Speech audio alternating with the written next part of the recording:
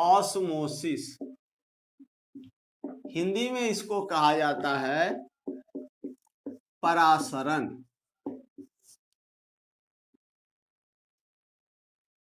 परासरण, osmosis. अब ये osmosis की क्रिया आप लोग हमेशा होते हुए देखते हैं। जैसे अभी आम का सीजन था और इस सीजन में आम को काट के अचार बनाया गया। तो अचार बनाने में उसमें क्या करते हैं, नमक डाल देते हैं और उन नमक को देखते हो क्या कि अचार में चारों तरफ वह फैल जाता है। तो वह नमक उसमें कैसे चला गया, ऑस्मोसिस की क्रिया के द्वारा। दूसरा, एक सिंपल सा उदाहरण देखें जो आप घर पर देखे होंगे। ये चना का एक दाना हम लोग अगर ले लें तो ये सूखा हुआ चना का दाना है, इसको अगर हम पानी में डाल दें तो ये बड़ा सा हो जाता है। पहले क्या रहता है, छोटा सा सूखा हुआ है, और जब पानी में डाल देते हैं तो ये फूलकर बड़ा हो गया। बड़ा हो गया तो अब बताओ ये बड़ा क्यों हो गया, क्योंकि पानी को ही क्या करता है, एब्जॉर्ब कर लेता। तो पानी को एब्जॉर्ब कर लिया, सोख लिया, तो सोखने की क्रिया को यहां पर हम लोग क्या कहेंगे, ऑस्मोसिस कहेंगे। डिफिनीशन हम लोग उसका निकालेंगे। लेकिन चना में पानी क्यों चला गया, तो परासरण की क्रिया के कारण। एक और देखे होंगे आप लोग, किशमिश सूखा हुआ रहता है, इस घर पे आप प्रयोग करके देख सकते हो। करना क्या कि इसको क्या कीजिए कि गिलास में रख दीजिए, किशमिश सूखा हुआ किशमिश को पानी में रख दीजिए, तो अब यह फूल के बड़ा हो जाएगा, गोला ऐसा हो गया। अब इस जब ये बड़ा हो जाए तो फिर आप करके देखिएगा इसको घर पे, कि अब एक गिलास में पानी ले लेना और इस पानी में खूब 5-7 चम्मच नमक ऊपर से मिला देना पानी में और घोल दिए, तो अब नमक वाला ये शरबत तैयार हो गया। उसके बाद इस किशमिश के दाना को अगर इसमें हम डाल दें तो ये फिर सूख के जैसे ये था वैसा ही हो जाएगा। तो यहां भी परासरण हुआ, लेकिन इस परासरण को कहेंगे विपरीत परासरण। इसको कहेंगे विपरीत परासरण। तो परासरण का डिफिनीशन निकालने के लिए अब आपको पहला बात हुआ कि द्रव का प्रवाह तो हो रहा है, इधर से इधर द्रव का प्रवाह हुआ। अब अगर यहां से एक काम कीजिए कि इसके चना के ऊपरी परत को देखिए, तो अगर आप खोल कर देखिएगा तो यहां पर एक इसका परत मिलेगा और इसको कहेंगे semi permeable membrane. Semi permeable membrane, Hindi में इसको कहते हैं अर्ध पारगम झिल्ली। अर्ध पारगम झिल्ली, तो अर्ध पारगम झिल्ली किसको कहेंगे, इस पर अब फिर से हम लोग एक ध्यान दें। तो जैसे कि पन्नी है और पन्नी में अगर हम पानी रख दे और गिराएं तो पानी आर पार नहीं हुआ, तो आर पार नहीं हुआ तो अपारगम, ठीक है, अपारगम झिल्ली, नॉन परमिएबल मेम्ब्रेन। अब एगो सूती कपड़ा ले लें और उस पर पानी डाल दे तो सब पानी नीचे आ गया, तो वो कहेंगे पारगम, माने पार हो गया तो पारगम, और नहीं पार हुआ तो अपारगम, ठीक है। लेकिन कुछ चीज ऐसा होता है कि जिससे सॉल्वेंट पास कर गया और सॉल्यूट पास नहीं करेगा, माने घोलक पास कर गया और घुल पास नहीं कर गया। कि जैसे कहीं कोई कार्यक्रम में टिकट है तो टिकट और बेटिकट दोनों घुस रहा है, तो क्या करेगा कि बेटिकट वाला को भगा दिया गया और केवल टिकट वाला गया, तो वहां पर जो फिल्टर हो गया कि नहीं, एक टिकट वाला आ गया दूसरा बेटिकट वाला। तो वैसे ही कुछ मेम्ब्रेन ऐसे होते हैं जिससे केवल घोलक पास करेगा, घुल नहीं पास करेगा, घुल पास नहीं करेगा। तो वैसे मेम्ब्रेन को हम लोग कहेंगे सेमी परमिएबल मेम्ब्रेन, अर्ध पारगम झिल्ली। तो अर्ध पारगम झिल्ली किसको कहेंगे, बोलिए, कि वैसा झिल्ली जिससे केवल घोलक पास करे और घुल पास नहीं करे, उसको हम लोग अर्ध पारगम झिल्ली कहेंगे। तो अर्ध पारगम झिल्ली आपको दिखाई, जैसे कि चना का ऊपरी छिलका। उसके बाद जैसे हम लोग के आंत जो होता है, आंत भी है अर्ध पारगम्य झिल्ली, सेमी परमिएबल मेम्ब्रेन का बना हुआ होता है। एक होता है सांभर के सांवर एक जीव होता है, उसके खाल से एक झिल्ली बनाया जाता है, पतला पतला परत रहता है, उसको भी हम लोग कहते हैं अर्धपारगम्य झिल्ली। तो अर्धपारगम्य झिल्ली बनाया जाता है। और प्रकृति में सेल्यूलोज जो है, सेल्यूलोज जो पेड़ पौधा में रेशा के रूप में रहता है, वो भी सब क्या करता है, पानी को फिल्टर करते रहता है। तो वह अर्धपारगम्य झिल्ली का बना हुआ होता है। तो अर्धपारगम्य झिल्ली से सॉल्वेंट के कण पास होगा और सॉल्यूट के कण पास नहीं होगा।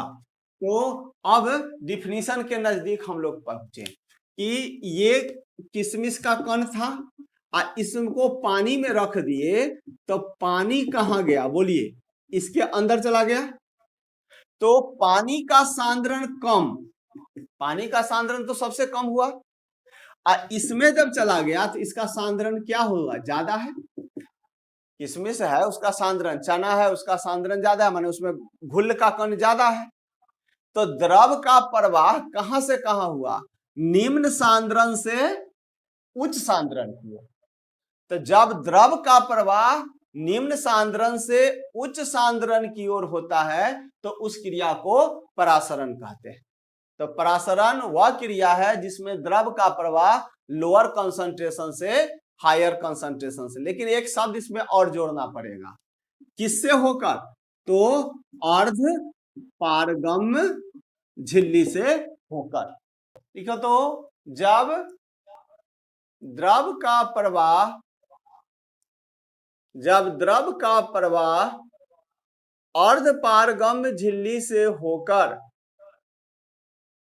जब द्रव का प्रवाह अर्ध पारगम्य झिल्ली से होकर निम्न सांद्रण से उच्च सांद्रण की ओर होता है, निम्न सांद्रण से उच्च सांद्रण की ओर होता है, तो इस क्रिया को परासरण कहा जाता है।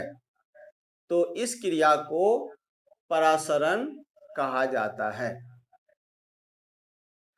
सिंपल में ऐसे भी लिख सकते हैं कि जब द्रव का प्रवाह निम्न सांद्रण से उच्च सांद्रण की ओर होता है, तो उस क्रिया को परासरण कहा जाता है। ठीक है, तो ये था परासरण। अब हम लोग को पढ़ना है परासरण का नियम, लॉ ऑफ ऑस्मोसिस। ठीक है, और एबनॉर्मल और नॉर्मल मोलर मास।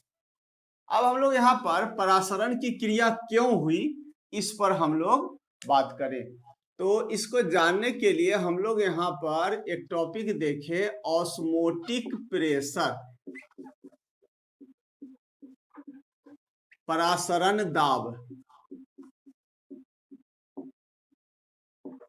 हेडिंग बनाओ, परासरण दाब, ऑस्मोटिक प्रेशर।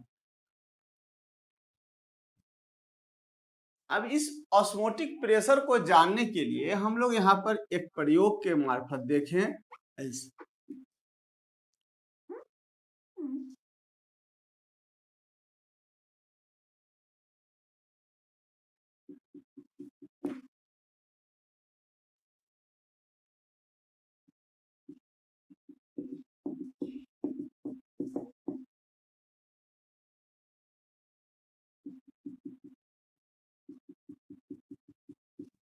अब चलिए इस प्रयोग को पहले समझे, तो आपको इसका डिफिनीशन ऑस्मोटिक प्रेशर याद हो जाएगा।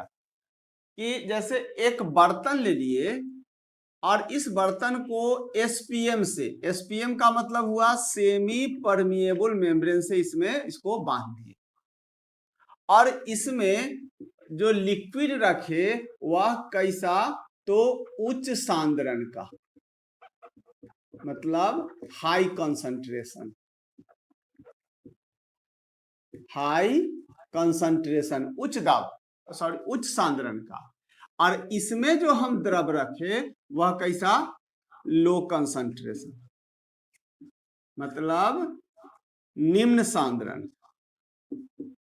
तो दो तरह का लिक्विड हम लिए हैं, एक लिक्विड इसमें भरा हुआ है और दूसरा लिक्विड इस पूरे बर्तन में भरा हुआ है, और ये दोनों पृथक अलग किससे है, सेपरेटेड, तो एसपीएम, एसपीएम का मतलब semi permeable membrane, semi permeable membrane. तो एसपीएम से अलग किया गया इसको। अब अगर हम इसको थोड़ा देर के लिए छोड़ दें तो क्या होगा कि इसका सांद्रण तो कम है, और ऑस्मोसिस की क्रिया में हम लोगों ने पढ़ा कि द्रव का प्रवाह कहां से होगा, लोअर कंसंट्रेशन से हायर कंसंट्रेशन। तो लोअर कंसंट्रेशन से हायर कंसंट्रेशन मतलब कि इसमें लिक्विड जाना शुरू कर देगा, इसमें द्रव इससे सेमी परमिएबल मेम्ब्रेन से इधर जाएगा, तो इसका लेयर क्या हो जाएगा, ऊपर की ओर चला जाएगा, स्वतः अपने आप ऊपर की ओर चला जाएगा। तो द्रव का प्रवाह हुआ लोअर कंसंट्रेशन से हायर कंसंट्रेशन की ओर, तो यहां द्रव ऊपर की ओर चला आया, तो किस कारण से, तो due to osmotic pressure. Osmotic pressure यानी कि कौन दाब के कारण, परासरण दाब के कारण।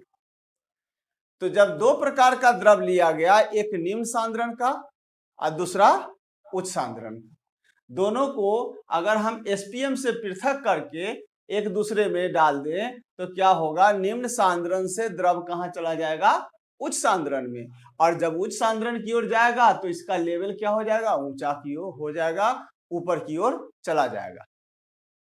तो अब हम लोग यहाँ पर देखिए ऑस्मोटिक प्रेशर, इसको समझिए तो लिखा जाएगा कि आपने देखा यहाँ पर कि द्रव का प्रवाह निम्न सांद्रण से उच्च सांद्रण की ओर हुआ, तो यहाँ पर तक जो लिक्विड चला आया मतलब कि कोई ना कोई प्रेशर लग रहा है जो इसको ऊपर ले जा रहा है, और ऊपर से वायुमंडलीय दाब एटमॉस्फेरिक प्रेशर क्या कर रहा है, इसको नीचे की ओर ला रहा है, और इसका प्रेशर जो है इसको ऊपर की ओर ले गया। तो ऊपर की ओर ले गया तो यहां से यहां तक जो लिक्विड गया किसी खास दाब के कारण, और इस दाब को हम लोग कहते हैं ऑस्मोटिक प्रेशर या परासरण दाब, और इसको पाई से सूचित किया जाता है। ठीक है, तो अब पाई से सूचित किया गया क्या चीज को, ऑस्मोटिक प्रेशर को, परासरण दाब को। तो परासरण दाब को पाई से सूचित करेंगे, लेकिन परासरण दाब का डिफिनीशन क्या होगा उसको निकालने के लिए हम लोग यहाँ पर ध्यान दें। अब ये सामान्य परिस्थिति में अगर हम लिक्विड को छोड़ दिए तो ये धीरे धीरे बढ़ते हुए ऊपर की ओर चला गया। अब अगर ऊपर से हम प्रेशर लगा दें, ऊपर से प्रेशर, तो लिक्विड क्या हो जाएगा, तब नीचे की ओर चला आएगा। तो नीचे की ओर चला जाएगा तो इस लेवल तक इसका लिक्विड था ही। अब यहां से यहां नीचे लाने के लिए हमको कोई ना कोई प्रेशर अप्लाई करना पड़ेगा। इसको एक दूसरा चित्र के माध्यम से पढ़े तो आपको समझ में आ जाएगा। चलिए, इसको बनाने के लिए परासरण दाब के लिए एक फिगर के माध्यम से हम लोग इसको समझे तो बिल्कुल आसानी से समझ में आ जाएगा। इसको पिक्चर पहले देख लो तो बनाना आसान हो जाएगा।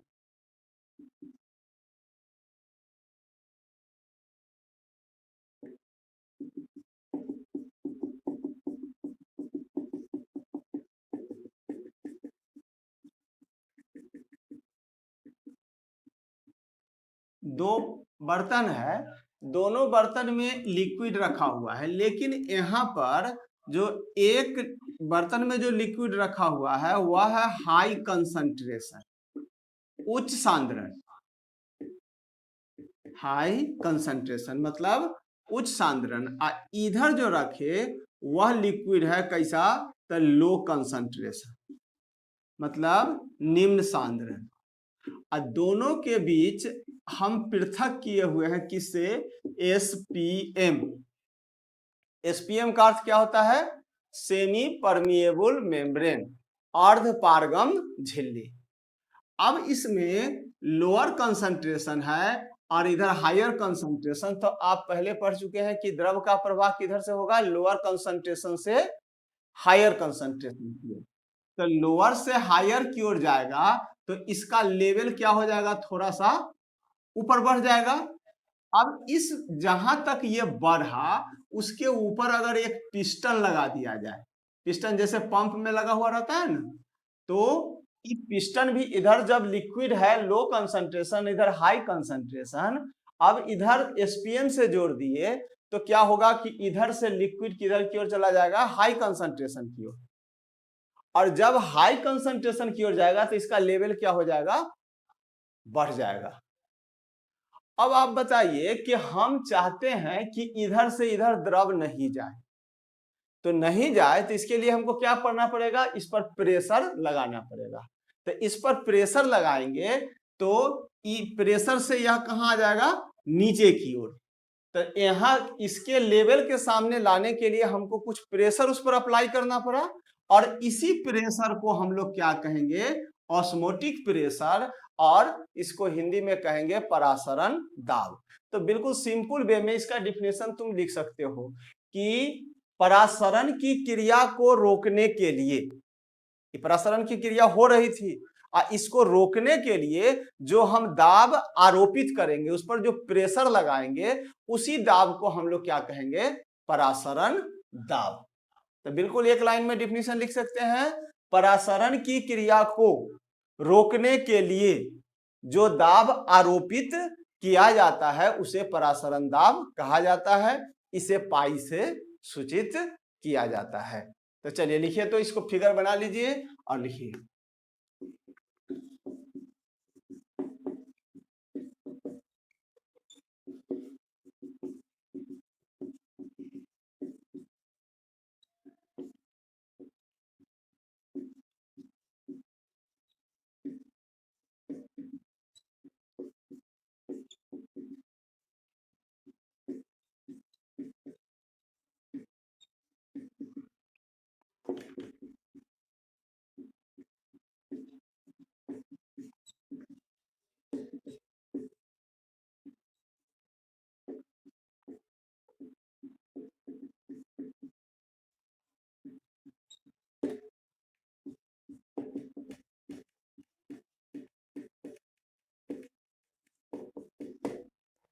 चलो पिक्चर बना लिया, तो अब लिखिए, तो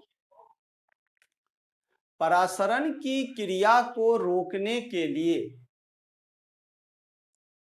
परासरण की क्रिया को रोकने के लिए जो दाब आरोपित किया जाता है,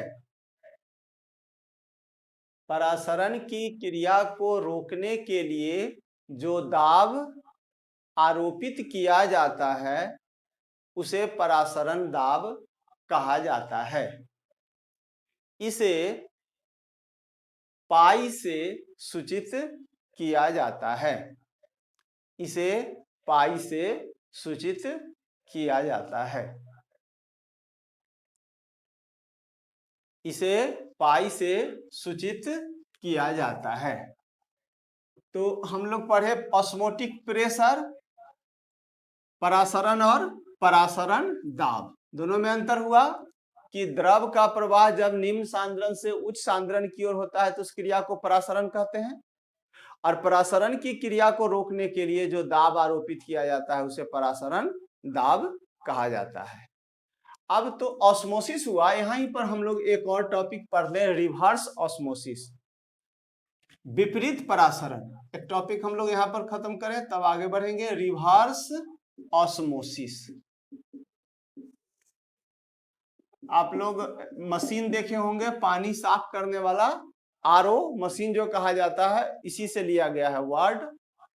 रिवर्स ऑस्मोसिस से, आर से रिवर्स और ओ से ऑस्मोसिस, इसलिए इसको आरओ कहा जाता है। फिल्टर, पानी फिल्टर जो करता है वह इसी सिस्टम के द्वारा होता है। तो रिवर्स ऑस्मोसिस, उसको हम लोग हिंदी में कहेंगे विपरीत परासरण। विपरीत परासरण। अब इस पिक्चर को यहाँ पर हम लोग ध्यान से देखें तो विपरीत परासरण बिल्कुल समझ में आ जाएगा आपको। परासरण दाब हम लोग देखें और परासरण, तो चलिए इस पर फिर पिक्चर हम लोग यहाँ पर सामने रखें।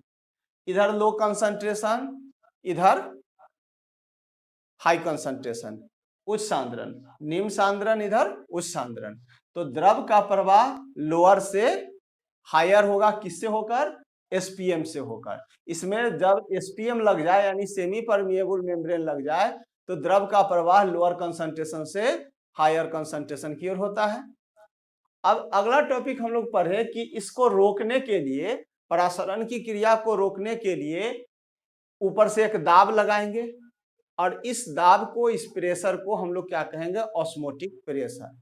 तो ऑस्मोटिक प्रेशर जब हम यहाँ बढ़ाते बढ़ाते ये दोनों का लेवल समान हो गया, तब ना इतना प्रेशर लगा हमको।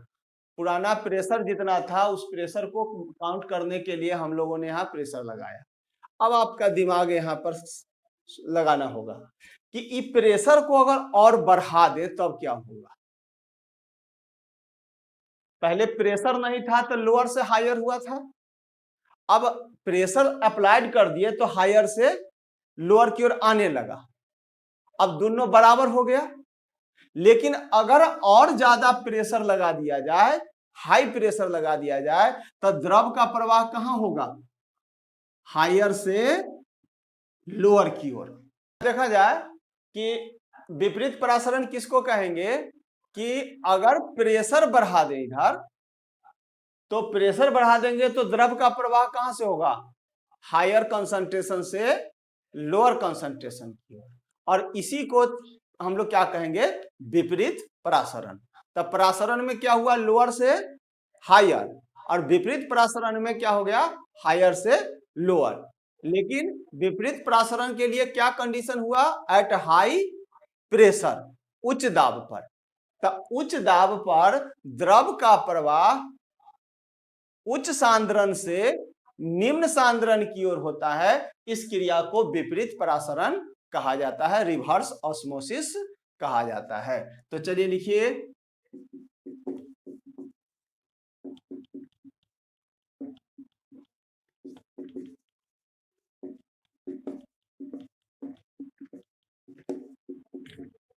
नहीं फिगर काहे ड्रॉ करोगे, सीधे विपरीत परासरण लिखिए। अभी एक फिगर हम लोग ड्रॉ करेंगे आगे, डिसाल्टेशन ऑफ सी वाटर, उसमें फिर फिगर बनाएंगे।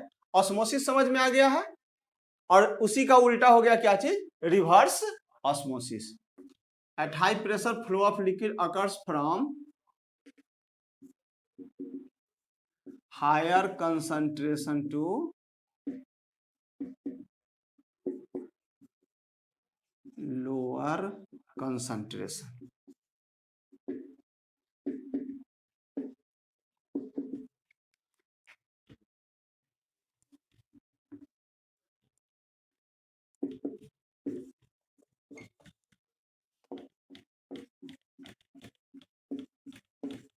चलो देखो तो, लिखो तो, उच्च दाब पर द्रव का प्रवाह, उच्च दाब पर द्रव का प्रवाह उच्च सांद्रण से निम्न सांद्रण की ओर होता है, उच्च सांद्रण से निम्न सांद्रण की ओर होता है, जिसे विपरीत परासरण कहा जाता है, जिसे विपरीत परासरण कहा जाता है।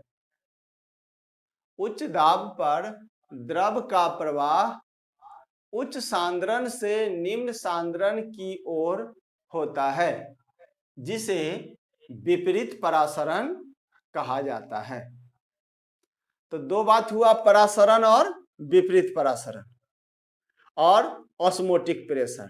तो तीन सामान्य बात, लोअर कंसंट्रेशन से higher concentration, osmosis, higher concentration से लोअर कंसंट्रेशन, रिवर्स ऑस्मोसिस, और ऑस्मोसिस की क्रिया को रोकने के लिए, ऑस्मोसिस की क्रिया को रोकने के लिए जो दाब आरोपित किया जाएगा उसको हम लोग क्या कहेंगे, रिवर्स ऑस्मोसिस कहेंगे, ऑस्मोटिक प्रेशर कहेंगे। ऑस्मोसिस की क्रिया को रोकने के लिए जो प्रेशर अप्लाइड करेंगे उसको हम लोग क्या कहेंगे, ऑस्मोटिक प्रेशर कहेंगे। अब इस विपरीत परासरण की क्रिया को लेकर समुद्री जल को शुद्ध किया जाता है।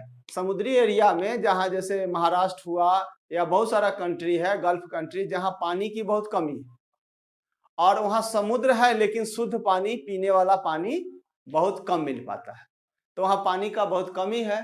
तो समुद्र के पानी को शुद्ध करके पीने लायक बनाने के लिए जो प्रोसेस अपनाया जाता है उसको कहते हैं डिसाल्टेशन ऑफ सी वाटर। समुद्री जल को लवण विहीन करना। ठीक है, तो एक हेडिंग बनाओ, डिसाल्टेशन ऑफ सी वाटर।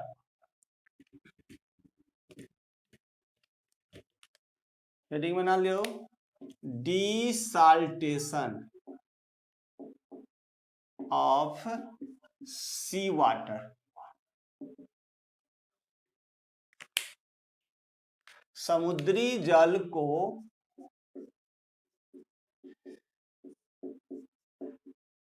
लवण विहीन करना, लवण विहीन, डिसाल्टेशन ऑफ सी वाटर। समुद्री जल को लवण विहीन करना, लवण मतलब नमक, वहां तो समुद्री जल में नमक होता है, तो उन नमक को हटा दिया जाए तो पानी, जैसे वर्षा जल है तो वर्षा जल प्योर डिस्टिल वाटर है, एकदम शुद्ध पानी होता है, उसमें कोई लवण की मात्रा नहीं होती है। लेकिन हम लोग कल से जो नल से पानी लेते हैं उसको भी चेक किया जाए। आप देखे होंगे कि आरओ मशीन वाला चेक करने आता है तो वो पानी में एक मशीन डालता है इलेक्ट्रोलाइट, तो वो काफी गंदगी दिखाई उसमें पड़ने लगता है, तो उसमें साल्ट बहुत सा उपस्थित रहता है। तो उस साल्ट को हटाने के लिए प्योर वाटर, डिब्बा वाला पानी, बोतल वाला पीते हो उसमें साल्ट अलग से मिलाया जाता है, पहले शुद्ध करके और तब उसमें मिनरल मिलाया जाता है। लेकिन सामान्य जो पानी होता है उसमें आयरन की मात्रा, पोटेशियम, कैल्शियम की मात्रा बहुत सारी होती है उसमें। तो हम लोग यहाँ देखें समुद्री जल को लवण विहीन कैसे किया जाता है।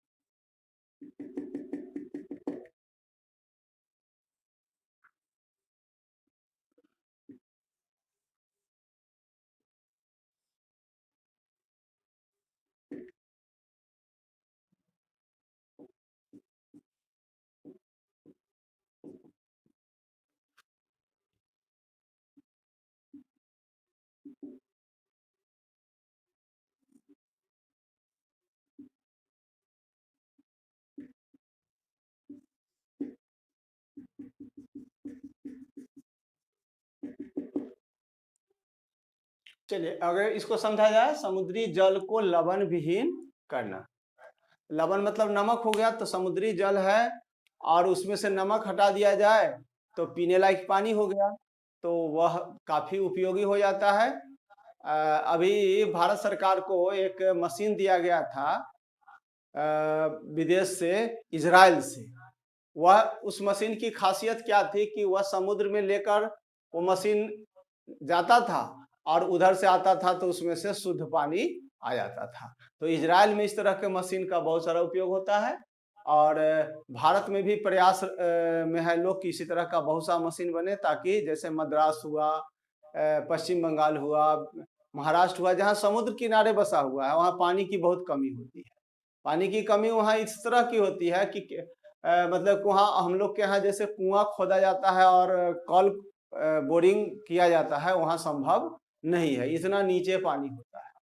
समुद्र है लेकिन वहाँ का लेवल बहुत डाउन होता है, तो उसको वहाँ के लोग पीने के लिए क्या करता है कि चारों तरफ से पहाड़ को घेर कर और वर्षा का पानी जो है उसी में जमा करता है और वही वर्षा का पानी शहर को दिया जाता है पीने के लिए।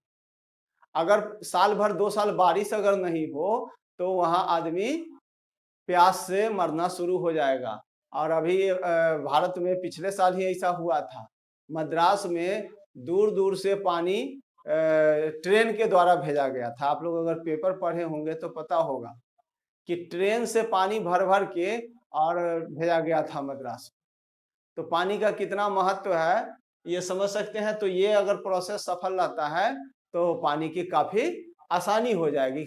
समुद्र में तो अथाह पानी है, तो चलिए देखिए आप भी समझ जाइएगा, तो इसको इसका मेथड समझ जाइएगा कि एक टैंक ले लिया गया, ये टैंक है, टैंक में बीचे बीच क्या रख दिया गया, टैंक मतलब कि जिसमें पानी भरा हुआ जाए, तो और इसको क्या चीज से पृथक कर दिए, एसपीएम से, एसपीएम, सेमी परमिएबल मेम्ब्रेन। तो अब दो खंड में बट गया, तो एक खंड में हम लोग रखे सी वाटर, इधर से आ रहा है क्या चीज, ऐसे होते हुए समुद्री जल इसमें आ रहा है, और दूसरे तरफ रखे हम लोग कैसा वाटर, तो प्योर वाटर, प्योर वाटर रख दिए।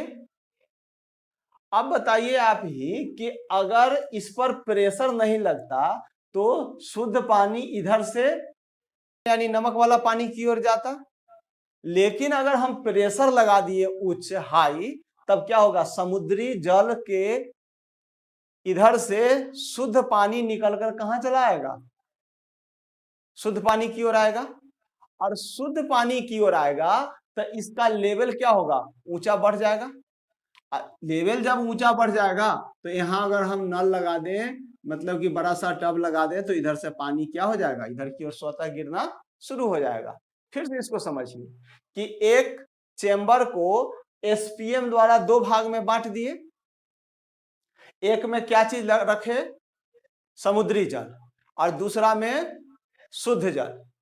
जब हाई प्रेशर आरोपित करेंगे, उच्च दाब इस पर लगाएंगे, तो कौन क्रिया होगा, रिवर्स ऑस्मोसिस होगा, विपरीत परासरण की क्रिया होगी, जिससे समुद्री जल से शुद्ध जल निकलकर शुद्ध जल की ओर आना शुरू हो जाएगा, और शुद्ध जल का स्तर ऊपर जाएगा, जिसे दूसरे बर्तन में कलेक्ट कर दिया जाएगा, और इस तरह से शुद्ध पानी की प्राप्ति हो जाती है। कौन क्रिया के द्वारा, तो रिवर्स ऑस्मोसिस के द्वारा, रिवर्स ऑस्मोसिस के द्वारा।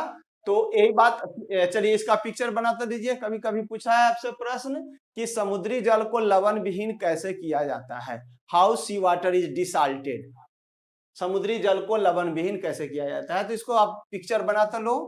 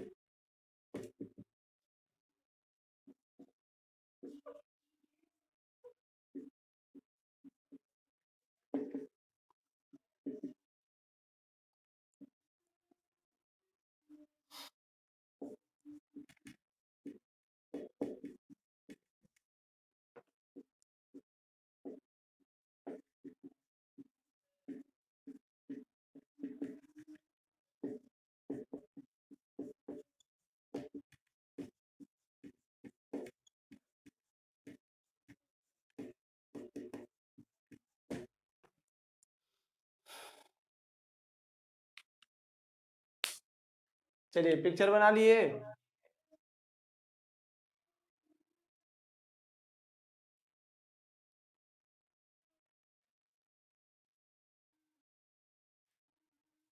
चलो लिखो तो आप, एक बड़े टैंक को, एक बड़े टैंक को एसपीएम द्वारा, एसपीएम द्वारा दो भागों में पृथक कर दिया जाता है, एसपीएम द्वारा दो भागों में पृथक कर दिया जाता है।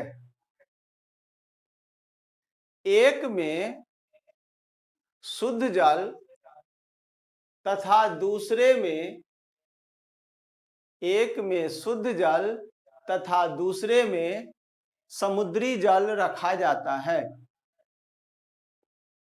एक में शुद्ध जल तथा दूसरे में समुद्री जल रखा जाता है। समुद्री जल के ऊपर, समुद्री जल के ऊपर उच्च दाब प्रवाहित किया जाता है, समुद्री जल के ऊपर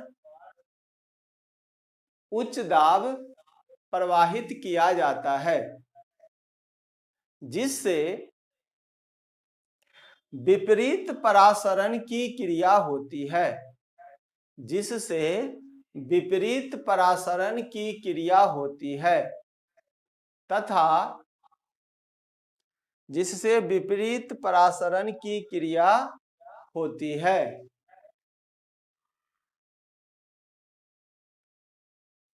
तथा समुद्री जल से शुद्ध जल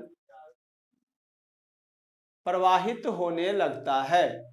समुद्री जल से शुद्ध जल प्रवाहित होने लगता है तथा समुद्री जल से शुद्ध जल प्रवाहित होने लगता है तथा शुद्ध जल का स्तर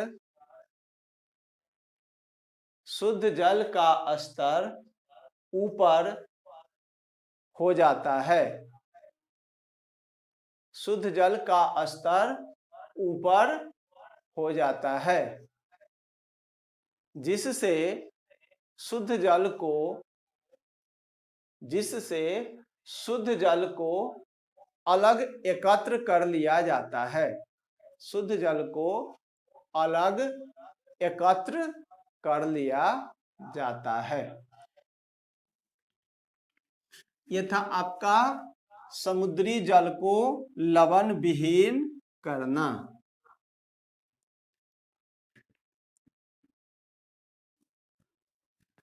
नेक्स्ट टॉपिक हम लोग का है लॉ ऑफ ऑस्मोटिक प्रेशर, परासरण दाब का नियम।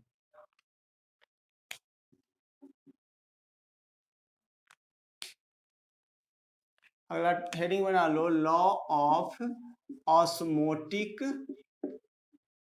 प्रेशर। ऑस्मोटिक प्रेशर हम लोग पढ़े ही हैं अभी तुरंत। लॉ ऑफ ऑस्मोटिक प्रेशर, परासरण दाब का नियम।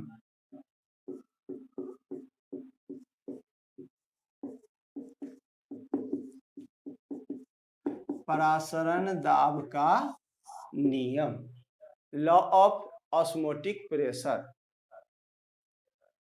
चलिए, तो परासरण दाब को हम लोग क्या चीज से सूचित किए थे? पाई से।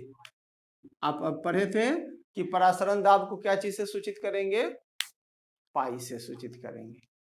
अब एक नियम, इसको पढ़ने के लिए जरा एक बात बताइए कि एक बर्तन, यहां से एक इसको रूल को समझने के लिए कि एक शीशे की नली ले लिया जाए, ठीक है, और इसमें जैसे कि दिया होता है, इसमें बत्ती रख दिया जाए, बत्ती लगा दिया गया। इसको पहले रूल को समझिए, तो इसको हम लोग आगे बात करेंगे। अब इसमें हम लोग एक गिलास नीचे रख दिए और एक में रखे प्योर शुद्ध पानी। अपना आप अपना जनरल नॉलेज से इसको बताइएगा, एकदम प्योर वाटर रखें, और एक में नमक और पानी घोलकर रख दिए, ठीक है। एक में प्योर वाटर है, सोचना, अपना दिमाग लगाना है तुमको, तब ये नियम आसानी से समझ में आ जाए। अब बताओ तो ये पानीयावा तो ऊपर की ओर जाएगा और इसमें भी पानी ऊपर की ओर जाएगा, लेकिन आप हमको बता सकते हैं कि ए में कि बी में पानी ऊपर की ओर जाएगा? यहाँ पर परासरण की क्रिया हो रही है कि यहाँ पर अगर हम कोई 32 में रख दिए या रस्सी रख दिए, तो यहाँ तो पानी ऊपर की ओर जाएगा, इसमें भी पानी ऊपर की ओर जाएगा। तो इस क्रिया को हम लोग क्या कहेंगे? ऑस्मोसिस। जैसे तार का पेड़ देखे होंगे या बड़ा बड़ा पीपर का पेड़, तो ऊपर की ओर पानी हर पत्ता की ओर चला जाता है, किस क्रिया के द्वारा? ऑस्मोसिस के द्वारा। तो वैसे ही यहाँ पर पानी रख दिए, दोनों स्थिति में ऑस्मोसिस हो रहा है। अब बताइए तो किस में ऊपर की ओर, ए या बी?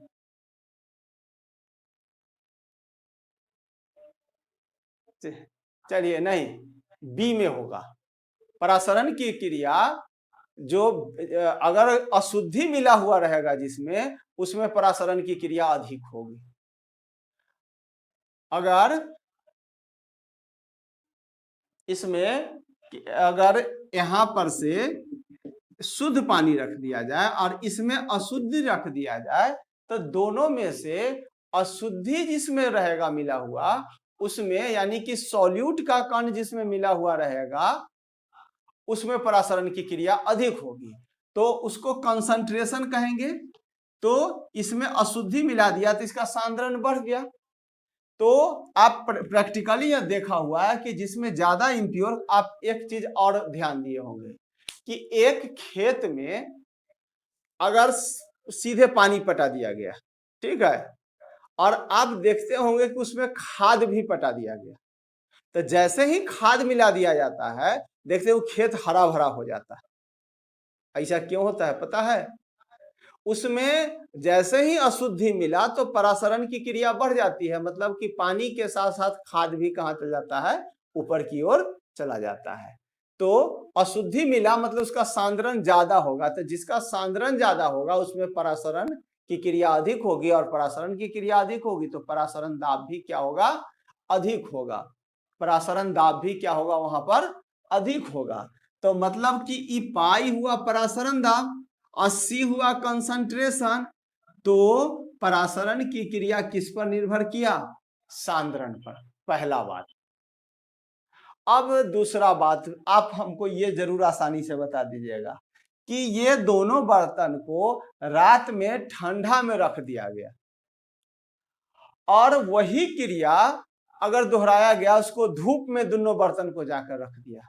अब बताइए तो ये परासरण की क्रिया किस में, ठंडा में ज्यादा होगा कि धूप में?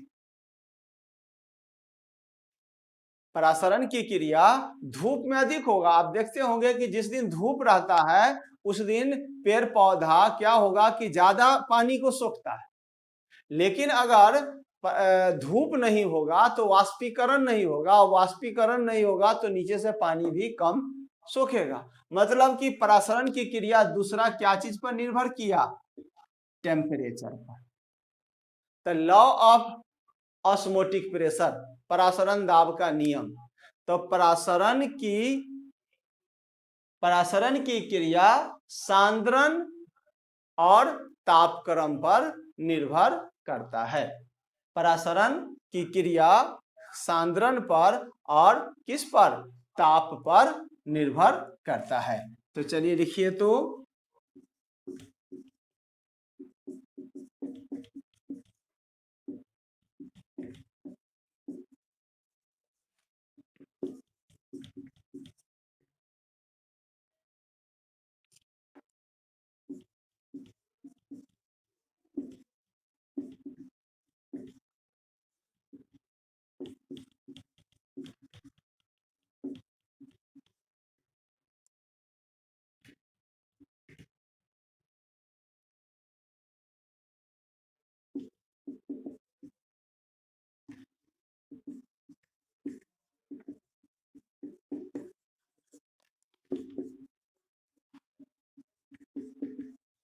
क्या लिखा था, परासरण की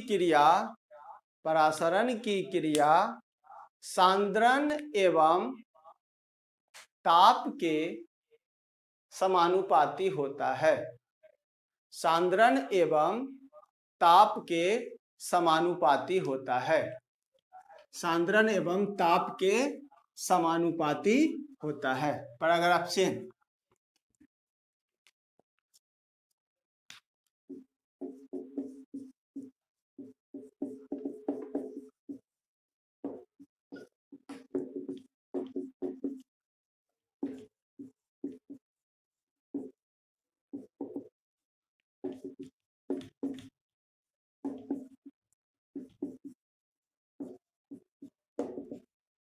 यदि परासरण दाब पाई हो, सांद्रण सी हो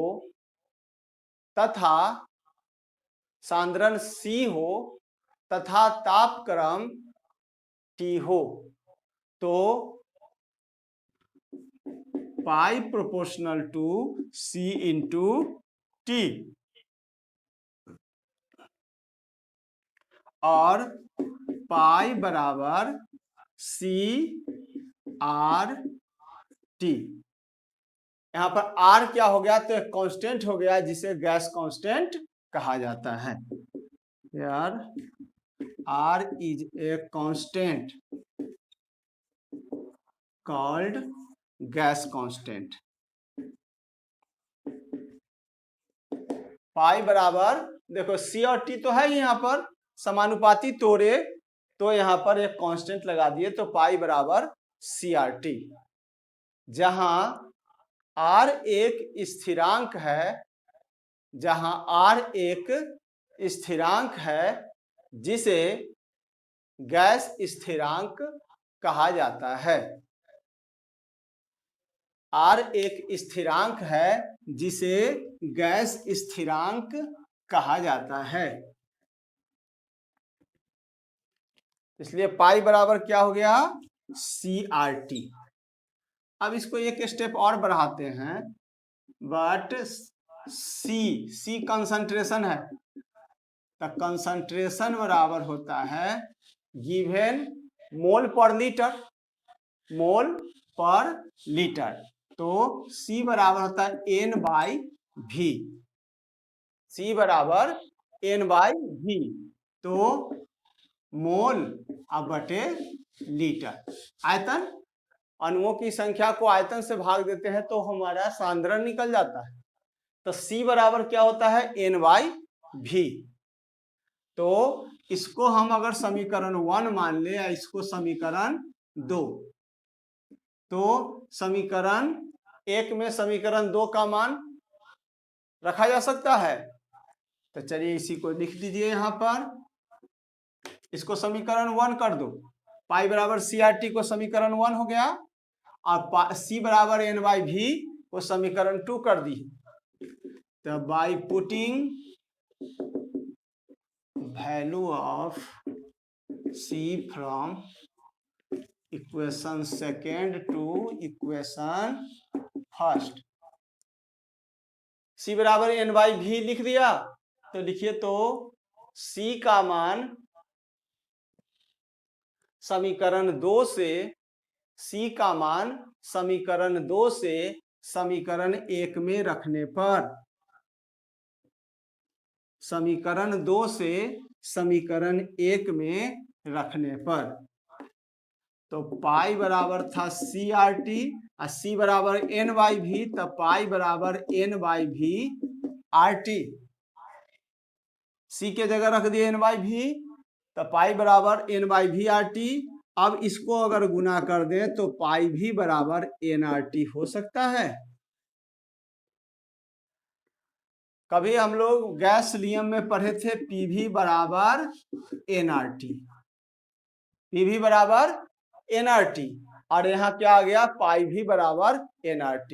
मतलब प्रेशर और ऑस्मोटिक प्रेशर दोनों एक ही है। प्रेशर और ऑस्मोटिक प्रेशर PV बराबर NRT होता है, और पाई भी बराबर भी क्या हो गया? NRT।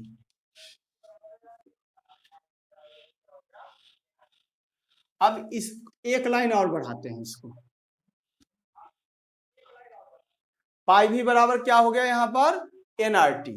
तो N हो गया मोलों की संख्या, R गैस कांस्टेंट, और T क्या हो गया? टेम्परेचर। अब N बराबर होता है गिवन मास बटे मोलेकुलर मास, मोलेकुलर मास। तो गिवन मास को अगर हम लोग M से सूचित करें और मोलेकुलर मास को कैपिटल M से, ठीक है, तो यहां पर हम लोग पुट कर सकते हैं। तो पाई भी बराबर M/M RT, तो पाई भी M बराबर MRT। तो M का मान यानी मोलेकुलर मास भी निकाला जा सकता है, और M का मान निकालना हो तो MRT/पाई भी, ठीक है। तो यहां पर M क्या हो गया? Molecular mass. तो प्रैक्टिकल के द्वारा मोलेकुलर मास निकाला जाता है। किसी भी यौगिक का मोलेकुलर मास का निर्धारण क्या है? इसके द्वारा ऑस्मोटिक प्रेशर के नियम के द्वारा भी निकाला जाता है। तो चलिए लिख लीजिए, मोलेकुलर मास बराबर MRT/पाई भी। ये था आपका लॉ ऑफ ऑस्मोटिक प्रेशर, परासरण दाब का नियम।